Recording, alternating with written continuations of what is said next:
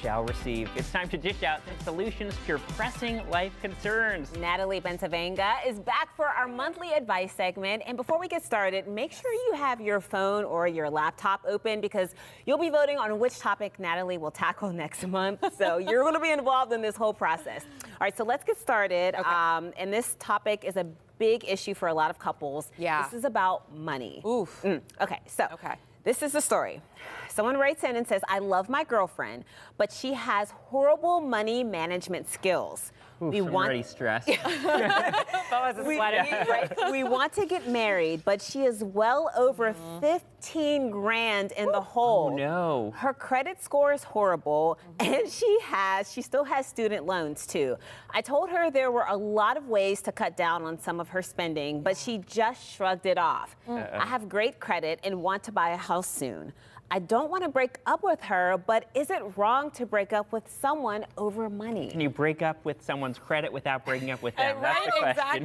Exactly. Oh. You know, this to me, I had to take a minute and let this one sink in because love is love, but is love enough, right? And so unfortunately, in this capitalist society that we live in, sometimes it's not enough. And what I would say before he hits the nuclear option here and breaks up, maybe talk with a financial planner, get her her debt consolidated, get a plan going, because I do think there probably are workarounds, but the first step is acknowledging that there's a problem. And the fact that she's shrugging this off, I don't know about that. That's the red flag for me. Yes. Because it's one thing, we all come with our red flags. We all come with... Not us. If she, no. No one at this table, of We're the course. full package over here, yeah.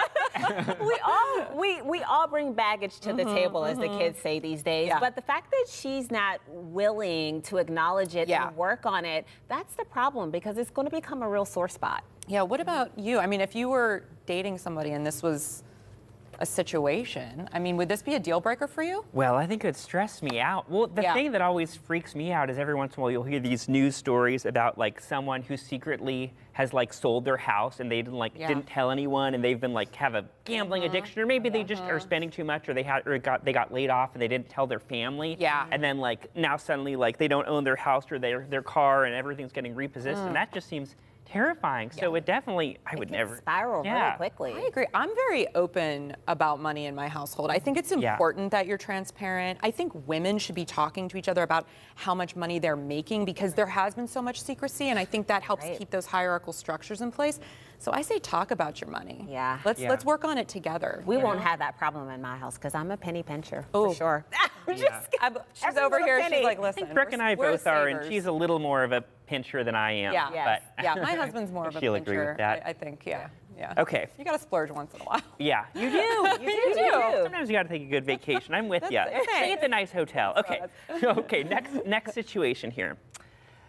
So this person says, I have a friend from childhood and we have grown apart over the years. We don't really have much in common anymore.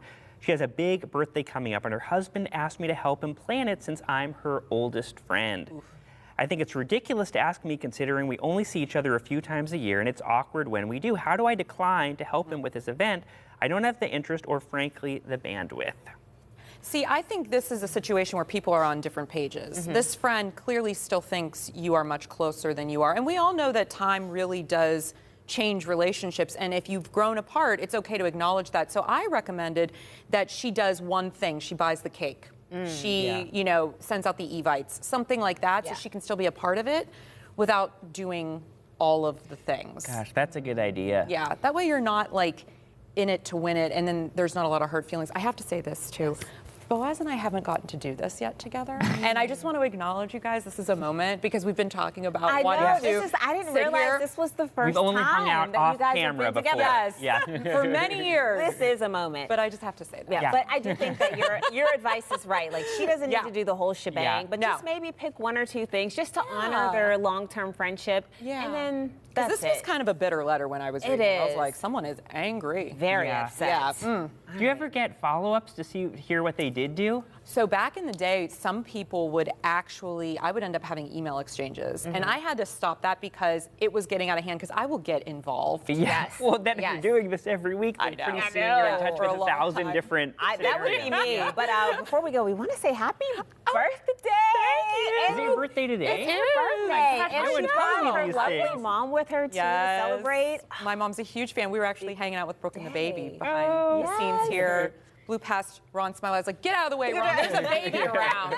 We Move love out the Ron. way. But I hope you have Happy a wonderful birthday. day. Thank you, thank you. Well, this made it so wonderful. Yeah, this was great. Oh, I This love is it. fun. We love when you dish the tea. All right, if you would like to read more of the Ask Natalie advice column, we're going to link you up on our website, kdka.com/talkpittsburgh. And now it's time to get those phones out because you get to decide one of the topics that Natalie discusses next month. So first up, a woman caught her best friend's boyfriend cheating on her, and she has photo evidence to prove it. But plot twist, things get crazy here. The best friend says the photo was sort of manipulated using editing software to fake it and ruin her relationship. So what can the woman do to make her friend see her boyfriend's lying ways? Oh, I have so many thoughts on that. Yeah. And the next story revolves around a woman who has a history of picking the wrong men.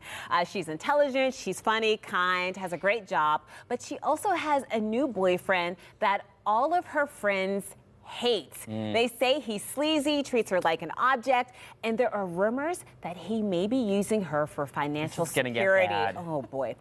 So how can her friends show her that this man is no good? Well, you can make your voice heard by scanning the QR code or going to kdk.com/connect.